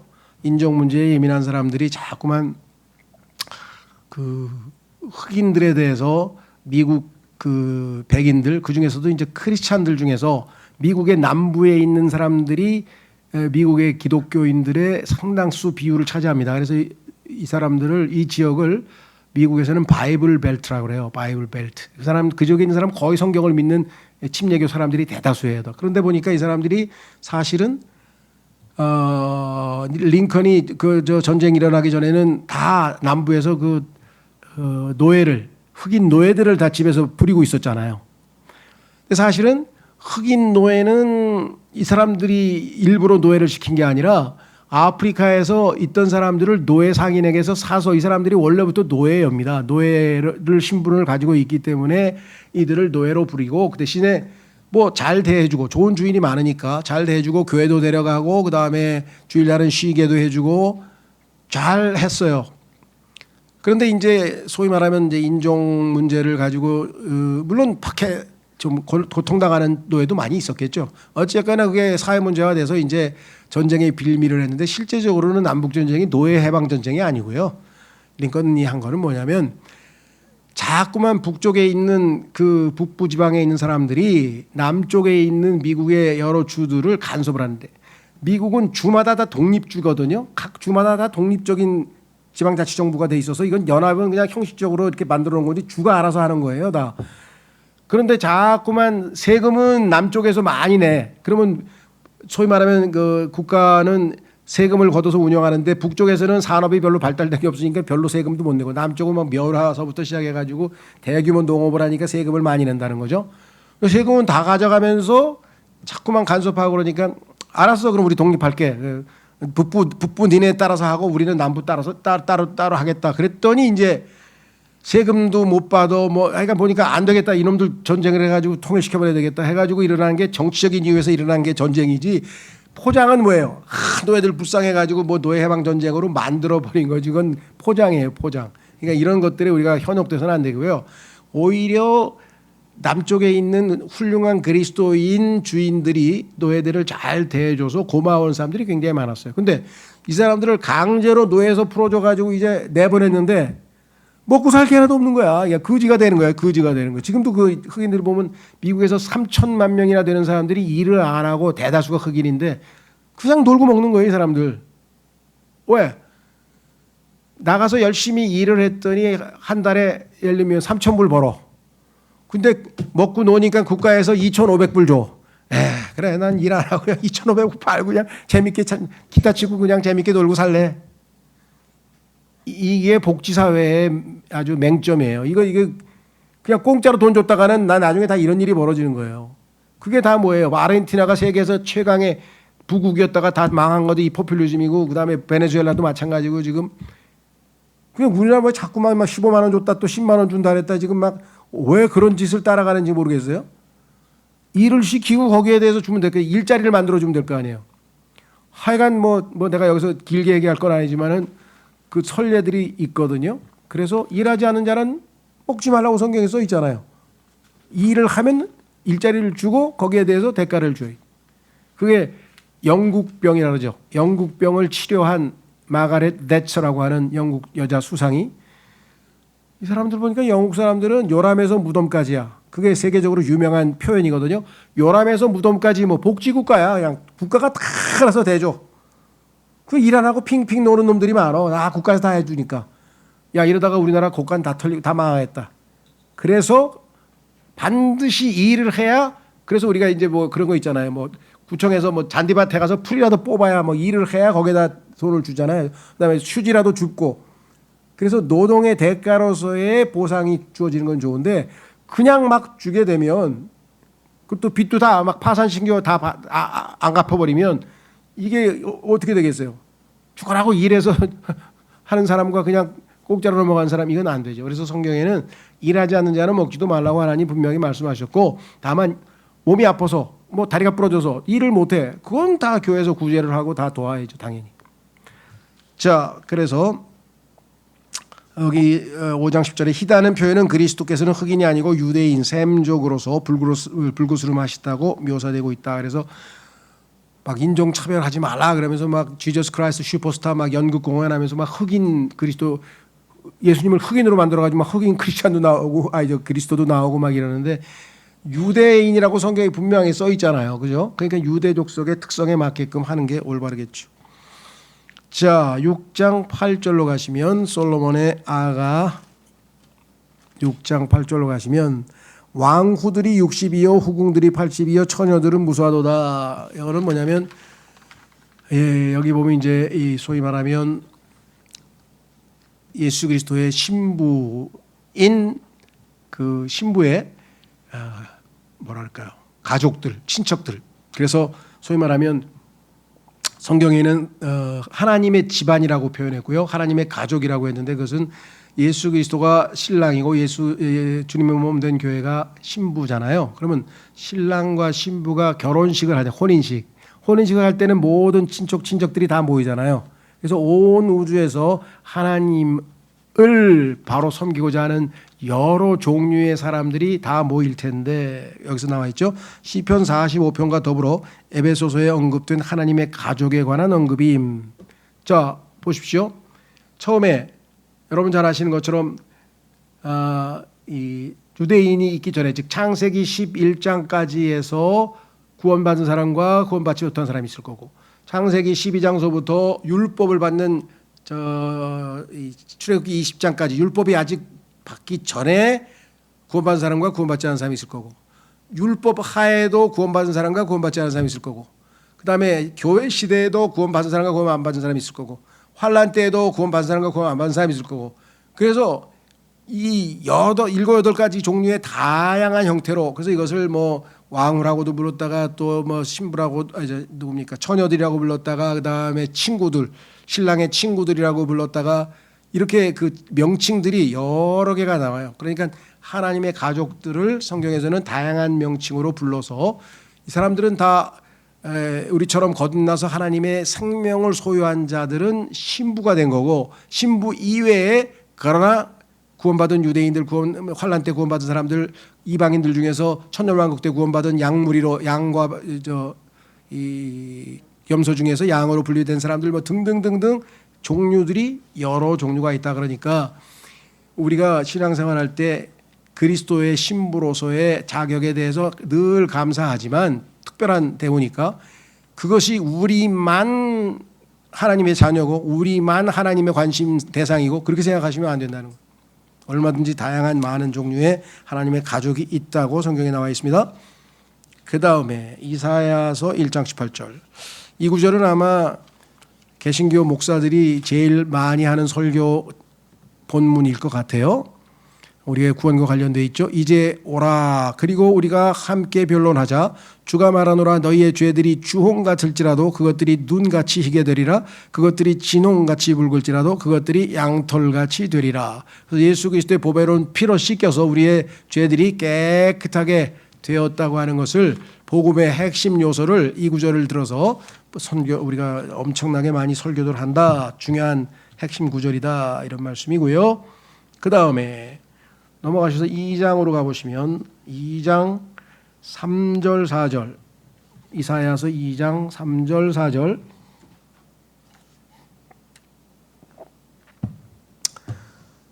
자, 우선 1절서부터 보겠습니다. 이제 그 이사야의 예언이에요. 유다와 예루살렘에 관하여 아모스의 아들 이사야가 보았던 말씀이라. 그래서 몇백 년 후에 일어날 일들을 몇백 년이 아니라 5, 600년 후에 일어날 일들을 미리 예언했는데요. 이 후에 마지막 날들에, 이 마지막 날들이 디모데후서에 보면 우리가 지금 살고 있는 이 마지막 날들의 위험한 때라 그랬잖아요. 마지막 날들에 이러한 일이 있으리니 주의 집의 산이 산들의 꼭대기에 확고히 세워질 것이요. 자, 신의 산, 시온산, 언덕들 위로 크게 높여지리라. 그리하면 모든 민족들이 그곳으로 밀려들리라. 지금은 이 세상에 있는 모든 민족들이 밀려드는 곳이 지금은 뉴욕이죠. 이제 조금 있으면 뭐 우리 대통령도 간다 그러죠. 유엔에서 연설을 하기 위해서. 그러니까 매년 10월 달 되면 유엔 총회가 열리고 유엔 총회는 260개국의 민족들의 수반들이 다 260명 다 오진 않지만 상당수가 와서 거기서 연설을 하잖아요. 그러니까 민족들이 밀려드는 곳이 지금은 유엔이고 지금은 미국이지만 예수님이 다스리는 천년왕국 때는 당연히 예수님이 계신 예루살렘으로 모겠죠. 그렇죠? 지금 유엔으로 오는 것처럼. 자, 그리고 많은 백성들이 가면서 말하기를 너희는 오라. 그리하여 우리가 주의 산으로 곧 야곱의 하나님의 집으로 올라가자. 그리하면 그분께서 우리에게 그분의 길들을 가르치실 것이요 우리가 그분의 행로들 가운데 살아가리라. 이는 율법이 시온에서 나가고 주의 말씀이 예루살렘에서 나갈 것이기 때문이라 하리라. 자, 그러니까 지금은 유엔 총회에서 연설을 하고 나중에 유엔 사무총장이나 뭐 유엔 총회 회장 같은 사람이 뭐 성명서를 발표하고 뭐 유엔에서 이번에 뭐 무슨 어떻게 하기로 했다 뭐 이런 것 중요한 결정을 거기서 내리지만요. 이때는 모든 결정은 다 예수 그리스도의 가르침을 통해서 나오잖아요. 이분이 왕 중의 왕이시고 천년왕국에서 최고 통치자이시기 때문에 그렇죠. 자, 4절 보세요. 이게 이제 아주 우리에게 주목이 관심의 대상인데요. 왜냐? 그분께서 민족들 가운데서 심판하실 것이요. 자, 이 심판에 대해서는 여러분들 마태복음 25장에 민족들의 심판, 양과 염소로 심판하는 그 심판입니다. 왜? 대상이 민족이라 그랬잖아요. 민족들의 심판, 마태복음 25장도 민족들의 심판입니다. 민족들 가운데 심판하실 것이요 많은 백성들을 꾸짖으시리라. 그래서 심판을 이미 받은 아마겟돈에서 받은 민족도 있고요. 살아남아서 양과 염소로 분리돼서 심판받는 자들도 있겠죠. 자, 그다음에 어떻게 됩니까? 그러면 천년왕국이 시작이 됐어요. 드디어 이제 심판은 끝났어요. 그러면 그리고 그들은 자신들의 칼들을 두들겨서 보습들을 만들 것이요. 천년왕국은 태평천하잖아요. 평화의 왕국이잖아요. 그러니까 전쟁이 더 이상 있을 리가 없죠. 평화의 왕이신 평강의 통치자이신 예수님이 다스리는데 어떻게 전쟁이 있겠어요. 그래서 칼, 전쟁의 무기를 보습, 농사짓는 기구로 만들 것이요 자신들의 창들을 두들겨서 가지치는 낫들을 만들 것이라.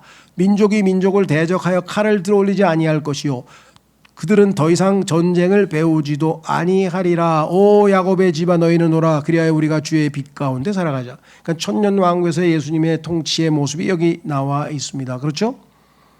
자, 그런데 뭐 이거는 이제 예수님 오시면 이루어질 일이니까 우리가 기대하고 이 날이 반드시 올 텐데 한 가지 우리가 주목해야 될 것은 뭐냐면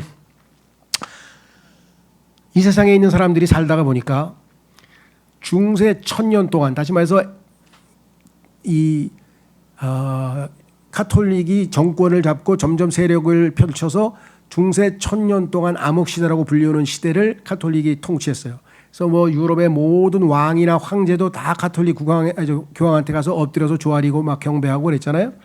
자, 문제는 하나님이 때가 되셔서 르네상스, 즉 세상의 일반 세상에서의 어떤 변화가 일어났고 그 르네상스란 말은 부활이라는 뜻입니다. 부흥. 문예부흥이라고 그러죠. 문예부흥과 어울러서 종교개혁이 동시에 일어나가지고 이제 카톨릭이 아닌 참 진리 그리고 하나님께서 드디어 성경을 라틴어와 히브리어 헬라어가 아닌 세계어가 아닌 각국의 모국어로 독일어, 네덜란드어, 영어, 불어에서 각국의 언어로 번역하기 시작한 것이 종교개혁의 결과물이었다 이 말이죠. 자, 그래서 이제 세상이 정말 변화가 됐는데 종교개혁 쪽은 우리가 이제 이 여러 가지 면에서 좋은 성과물을 냈는데 반대로 인문주의라 그래가지고 르네상스는 학문이 발달하고 그러다 보니까 자연 과학이 발달하고 그러다 보니까 과학이 점점 종교를 이제 배척하기 시작하는 거죠. 그들은 이성을 숭배하죠. 우리는 영이신 하나님을 섬기고 그러니까 결국은 과학 중심주의가 발달해서 사람들이 점점 야 하나님 없이 우리 정말 행복하게 살 수 있어. 우리 산업혁명도 일으켜가지고 이제 얼마나 많은 물질도 생산하고 농업혁명을 일으켜서 우리는 정말 이제는 인류가 더 이상 굶지 않고 아름답게 정말 즐기면서 그다음에 뭐 그냥 뭐 콘서트 아니면 뭐 그 오페라 막 저 아름다운 그림 뭐 미술관 뭐 하면서 막 사람들이 이제 막 희망에 부풀어 있는 거예요. 그래서 소위 인라이트먼트 그 뭐라 그래요 그죠 계몽주의. 인간이 불행한 이유는 딱 한 가지야. 뭐 지식이 없어 지식이. 그래서 지금 막 AI가 지금 엄청난 지식을 만들어내잖아요. 지식만 있으면 돼. 모르니까 불행해. 알면 돼. 일견 맞아요. 일견 맞아요. 그래서 어떻게 했는가 사람들이 백과전서를 만들었어요. 브리테니카 아시죠?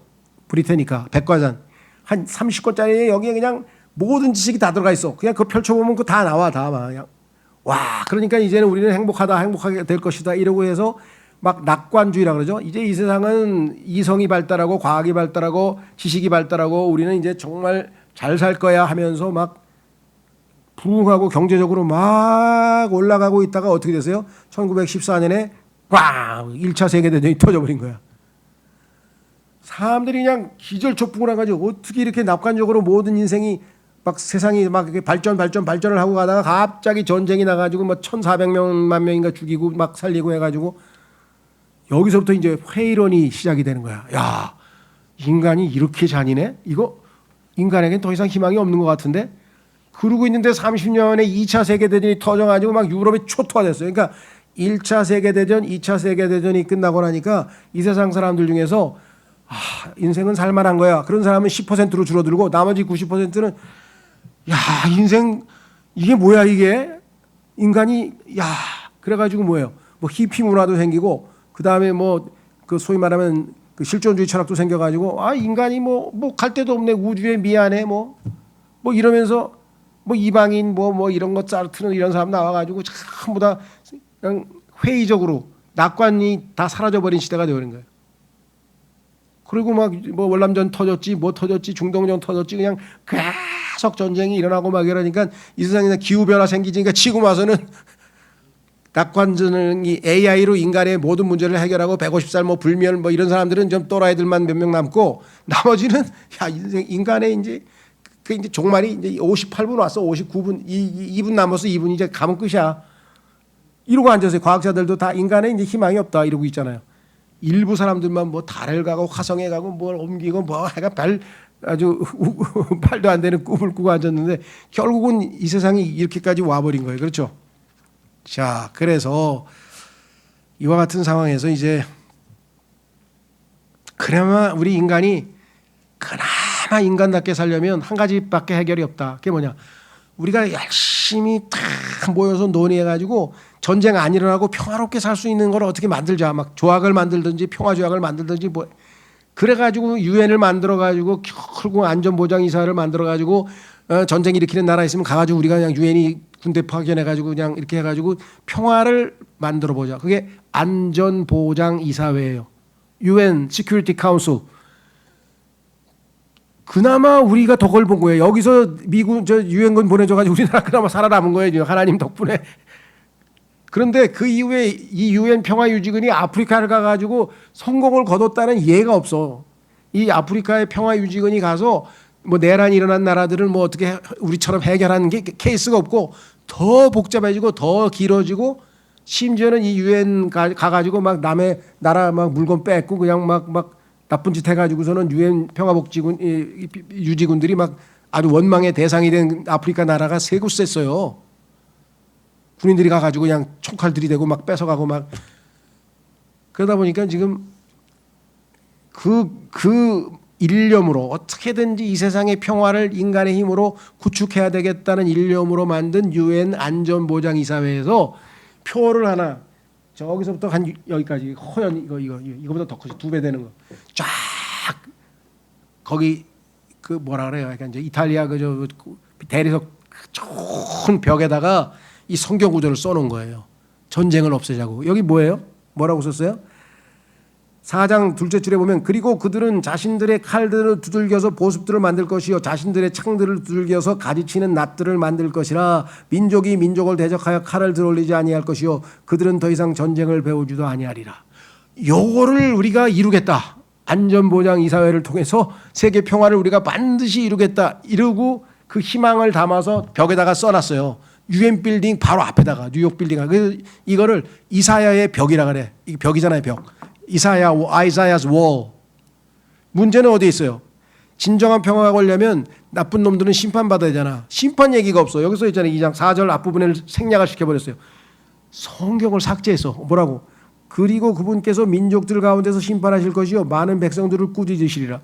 심판이 끝나고 악한 자들을 제거한 후에 아마겟돈에서 적그리스도를 숭배하던 자들을 싹 깨끗이 씻어낸 뒤에 이 땅에 평화가 오고 예수님을 태평성대의 왕 평강의 통치자가 되실 텐데 이 사람들은 심판도 안 받고 자기들이 인간의 힘으로 태평성대를 만들겠다? 이게 말이 돼요? 유토피아를 만들겠다? 이게 말이 돼요? 예? 인간의 힘으로 지금 유토피아를 만들겠다는 거예요. 중세 요즘 얘기하는 게 그게 대안이 뭐예요? AI라는 거예요. 이제 인간은 아무 일도 안 하고 편안하게 쉬고 AI가 다 해준다는 거예요. 그런데요. AI하고 친구 돼가지고 자살한 애들이 지금 14살부터 18살까지 지금 미국에서 급속도로 늘어나는 거예요. 외로워가지고 AI한테 얘기했더니 AI가 뭐 나하고 친구 되자 어쩌고 얘기하다가 갑자기 야 내가 너 이제 매듭 어떻게 묶는지 알 테니까 너무 괴로우면 그냥 묶고 이렇게 걸리면 죽어. 죽는 법도 다 가르쳐주고 지금 난리법석이 나서 지금 항의하고 부모가 막 그 저 배상금 내라 막 소송하고 AI 때문에 우리 애가 이거 지금 매듭 묶는 거 배워가지고 지금 자살해가 죽었단 말이지. 야, 엄청난 일이 벌어지고 있어요. 자, 다시 돌아오셔서 마지막 이제 마무리 짓겠습니다.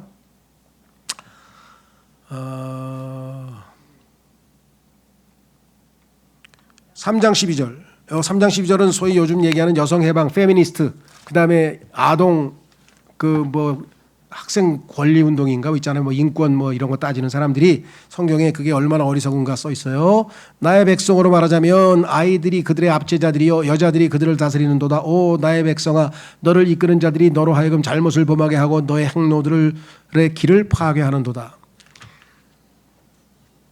우리나라도 지금요 막 25세 30세짜리가 막 검사 판사 막 이 사람들이 인생이 뭔지를 알고 검사 판사를 아니면 머릿속에다가 법 지식만 집어넣어가지고 야 그래도 우리나라에서 대통령 후보로는 40살 넘어서 그래 이준석이가 그냥 40살 겨우 걸쳐가지고 그래도 나왔는데 40살도 안 되네. 제가 볼 때 최소 50은 넘어야 무슨 대통령이 되고 말고를 하지. 어쨌거나 하여간 그래서요. 미국 뭐 마크롱 39살 때 지금 대통령 돼가지고 지금 막 뭐 날이 피더니 지금 뭐 아주 궁지에 몰려가지고 영국도 마찬가지고 막 30대 총리 된 사람들 다 나라 말아먹고 지금 다 나가버렸어요. 그 혈기로 되는 겁니까? 통치하는 게 경험이 있어야 되는데 그렇죠. 어린 나이의 사람들 그다음에 여성 그 이 저희 말하면 영국에도 그렇고 뭐 하여간 여성들이 그 뭐 총리하고 뭐 막 뭐 이런 거 하는 거 보면은요. 뭐 그 중에는 하여간 이제 뭐 레즈비안도 있어요. 하여간 뭐 호주 지금 여성 총리도 뭐 레즈비안이라 그러죠. 하여간 말이 안 되는 일이 지금 뭐 하나님께서는요. 남자가 똑똑하고 우월해서가 아니라 질서를 잡으려면은 있어야 되잖아요.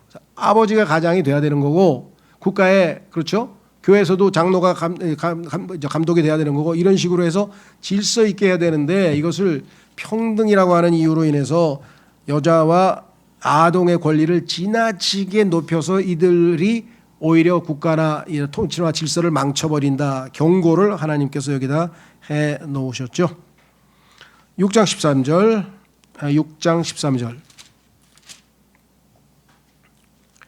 그러나 아직은 그곳 안에 10분의 1이 있을 것이요 그것이 되돌아와서 먹힐 것이라 보리수나무와 같이 또 상수리나무와 같이 그것들이 자신들의 잎들을 떨어뜨릴 때 그것들의 본체가 그것들 안에 있듯이 그처럼 거룩한 씨도 그것의 본체가 되리라. 조금 어려운 구절이지만 핵심 요는 10분의 1인데요. 이 성경에서 10분의 1은 여러분 잘 아시는 것처럼 멜키세덱이 10분의 1을 아브라함이 멜키세덱에게 바쳤잖아요. 그래서 10분의 1이라고 하는 것이 성경에 일관성 있게 여러 번 나오는데 나중에 여기 보시면 환란 때 미사 환란 때 이제 소위 말하면 가톨릭 방식의 미사가 벌어지는데 거기에서 실제적으로 사람의 피를 바칩니다. 그래서 여기 나와 있는 게 보면은 실질적 카니발리즘, 인육, 사람의 인간을 제물로 바치는 제사를 마귀에게 드리게 되는 그러한 시대가 나타날 텐데 그때를 우리에게 미리 시사해 주고 있고요. 그다음에 11조의 기원, 말키세덱으로부터 시작된 11조가 어떻게 쭉 연결돼서 나중에 마지막에 이 10분의 1이 하나님께 이스라엘 백성의 아주 10분의 1이 하나님께 바쳐지는가, 헌물로 제물로 바쳐지는가를 우리에게 시사해 주는 구절들입니다. 그래서 단적으로 이것저것 교리로 얘기하는 게 아니라 암시만 해준다 이 말씀이고요. 7장 14절은 지금 현재 소위 말하면 교회 다니는 사람들 중에서는 성경에 나오는 초자연적인 것들은 안 믿는 사람들이 있어요. 예를 들면은 창세기 1장서부터 3장까지 하나님이 천지를 창조하셨다. 그 다음에 아담 이거는 다 그냥 지어낸 얘기고 그 사실이 아니다. 역사적 사실이 아니라 그랬어요. 로마 가톨릭 교황도 요한 바오로 2세가 이탈리아 신문하고 인터뷰를 하면서 그거는 창세기 1장서부터 3장까지는 그냥 우리에게 종교적인 진리를 가르쳐주는 내용이고 역사적 사실은 아닙니다. 그럼 예수님은 아담에 대해서 역사적 인물로 얘기하신 예수님은 거짓말쟁이가 되는 건가요? 그리고 처녀 탄생? 처녀가 어떻게 얘기를 나요? 그 상징적인 얘기지. 이렇게 얘기하는 사람들이 있어요. 여기 지금 나와 있잖아요. 14절, 7장 14절. 그러므로 주께서 친히 너에게 표적을 주시리라. 보라, 한 처녀가 잉태하여 한 아들을 낳으리니 그의 이름이 임마누엘이라 불리리라. 우리와 함께 하시는 하나님, 그분이 바로 처녀 탄생하신 분이신데 그것을 입증하셨어요. 그분이 하나님이라는 것을 어떻게 입증했다 그랬어요? 성경에 로마서에서 부활하심으로써 그분은 처녀 탄생한, 즉 사람의 씨에서 오지 않았다는 것을 입증했다. 만약에 요셉과 마리아의 사이에서 육체적인 관계를 통해서 태어났다면 당연히 예수님도 부활하실 수가 없죠. 왜? 예수님의 피는 썩은 피가 되고 그거는 죄의 피가 돼서 결국은, 그러나 예수님은 사람의 피, 즉 죄악의 피를 받지 아니하고 성령님을 통해서 여자의 씨로 태어나셔서 하나님의 피를 지니고 있다고 사도행전 20장 28절에 말씀하셨고, 그 하나님의 피는 썩지 아니하는 피죠. 그 피는 죄악을 제거할 수 있는 피죠. 그래서 그 피가 우리는 보배로운 피라고 얘기를 하는 거죠.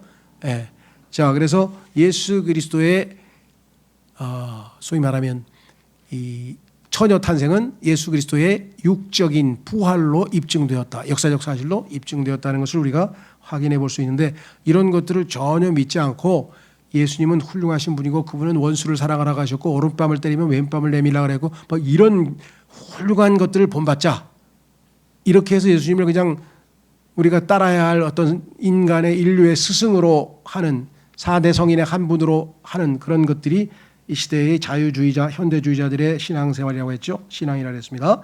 자, 그다음에 마지막으로 이사야서 8장 9절 12절. 이것은 오늘날 유엔과 밀접한 관계가 있는데요. 자, 거기 보시면 뭐라고 되어 있는가? 오 너희 백성들아, 너희끼리 연합하라. 국제연합이라 그러죠. 연합하라. 그럼에도 너희는 산산이 부러지리라. 인간이 연합해서 하나님과 대적한다고 그러다가 다 쫓겨서 흩어진 게 바로 바벨론 사건 아닙니까? 인간끼리 연합해서 하나님을 대적하다가 쫓겨났죠. 그리고 먼 나라들에 속한 너희 모두여 귀담아 들으라. 너희 자신을 동요매라. 그럼에도 너희는 산산이 부러지리라. 너희 자신을 동요매라. 그럼에도 너희는 산산이 부서지리라. 연합하고 합동하고 연맹을 맺고 동맹을 맺고 이 땅에 있는 인간들끼리 힘을 합쳐 봐도 하나님의 심판 앞에 여지없이 다 무너진다. 12절로 가시면 이 백성이 동맹이라 말할 모든 자들에게 너희는 동맹이라 말하지 말라. 동맹해도 소용없어요. 동맹을 맺어도 한미동맹? 지금 다 흩어져 가지고 미국이 우리한테 동맹으로서 우리를 동맹으로 대우해 줍니까 지금? 야, 돈 내. 돈 안 내면 우리 다 관세 200. 지금 그래서 우리 자동차 값이 한 대 5,000불에 팔다가 지금 25% 관세 매겨 가지고 지금 막 62,500불에 팔아 가지고 차가 안 팔리는 거예요. 5만 불에 미국 사람들이 돈 주고 제네시스 샀는데 갑자기 62,500불 25% 더 내라는 거야. 옆에 있다가 일본 사람이 야 우리 거는 5만 15%밖에 안 해. 우리 거 사라. 그게 지금 자동차 수출이 꽉. 왜 그러냐니까 우리가 얘기한 대로 빨리 저 투자하겠다고 약속을 하고 사인을 하라고. 근데 사인을 안 한다는 거잖아. 우리가 불리하다고 사인을 안 하면 자동차도 안 팔리고 철강도 안 팔리고 아무것도 안 팔리면 이제 반도체도 안 팔리고 다 관세 붙으면 어떻게 우리가 먹고 살라 그러는 거예요? 굴욕적이고 뭐 힘센 사람이 미국 사람들이고요. 말 어쩔 수가 없지. 그다음에 두 번째, 진짜 중요한 거는 나는 미국 사람들이 그렇게 하는 게 별로 밉지가 않아요. 왜? 지금 해방서부터 시작해가지고 지금까지 대한민국에 70년 동안 지금 먹고 산 게 다 누구 덕분이에요? 다 미국 사람 덕분이에요. 이 사람들이 다 원조하고 뭐하고 뭐 와서 6.25 때 죽고 그 사람들이 어마어마하게 그 피를 흘리고 다 도와줘서 지금 대한민국이 있는 거 아니겠어요? 물론 거기에서 뭐 본인들의 이득도 취해갔겠지. 그런데 지금 와가지고 뭐 한미동맹을 뭐 어떻게 하느니 말하는데 하나님은 물론 여기서 얘기하는 것은 인간들끼리 동맹을 해서 하나님 없이 우리끼리 잘해보자라고 하는 바벨탑을 세운 게 유엔인데 그 유엔 그런 거 하지 말아라. 특히 이스라엘 너희는 그런데 가서 갔다가 이렇게 그냥 거기에서 찝쩍거리지 말고 내 말을 믿고 그냥 직진 이렇게 얘기를 했는데 이스라엘은 지금 막 이집트하고 동맹 맺고 시리아하고 막 동맹 맺고 어떻게 해가지고 좀 넘어가 보려고 애를 쓰는데 그건 성경에서 금해놨다는 거예요. 그래서 여기 지금 나와 있잖아요. 유나이티드 뭐라 그랬죠? 여기다 네이션스는 유엔이고요. 내셔널 에듀케이션 어소시에이션 하지 말라 그랬잖아요. 연합하지 말라 그랬잖아요. 유나이티드 네이션스 어셈블리 이거는 총회인데요. 총회 다 합쳐서 하나로 힘을 합쳐서 우리 하나님을 대적하자고 바벨탑 쌓지 말라 그랬고 컨페더러시 이것도 연합입니다. 연합. 그래서 그 성경에 보면은 스바냐서 3장 18절에도 보면은요. 모여봐야 사실은 그게 하나님이 허락한 거예요. 그래서 다 지금 모이고 있는 이유가 뭐냐. 모이지 말라 그랬는데 이스라엘은 하나님 말씀을 들으면 분별을 여기 있어서 안 모일 텐데 다 모이면 어떻게 돼요? 이렇게 싹 모아가지고 싹 묶어가지고 한꺼번에 불태워버리겠다. 하나님께서 그렇게 심판에 대해서 써놨어요. 그 구절 읽고 마치겠습니다. 스바냐서 3장 8절. 그러니까 하나님 앞에서 이 땅에서 인간들끼리 별 희한하게 애써서 뭘 해보려고 해봐야 그 누구지 뭐야 저 삼장 법사 손바닥에 있는 손오공이나 마찬가지. 스바냐서 3장 8절.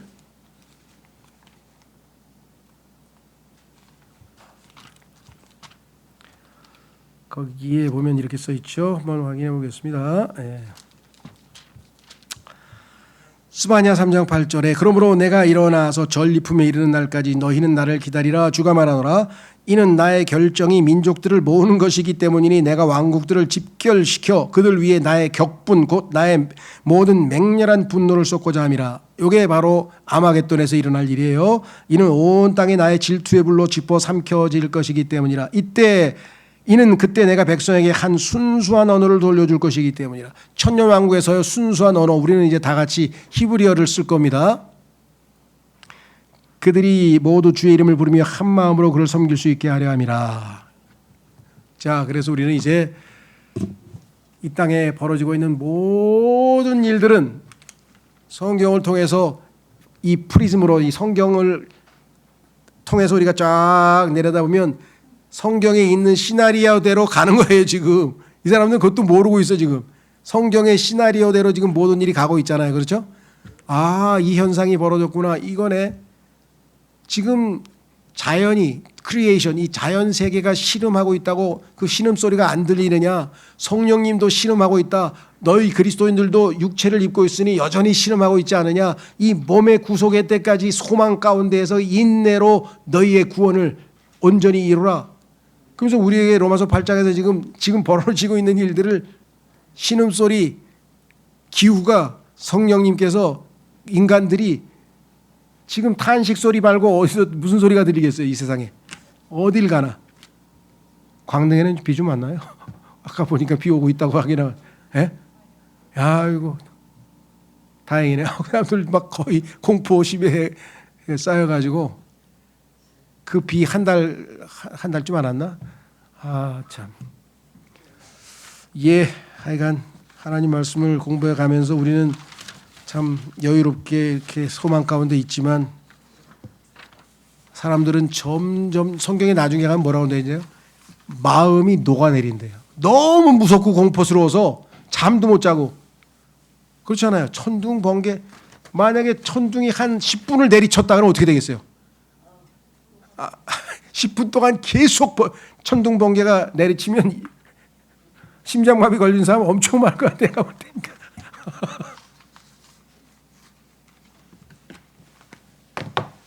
예, 네, 오늘 마치겠습니다.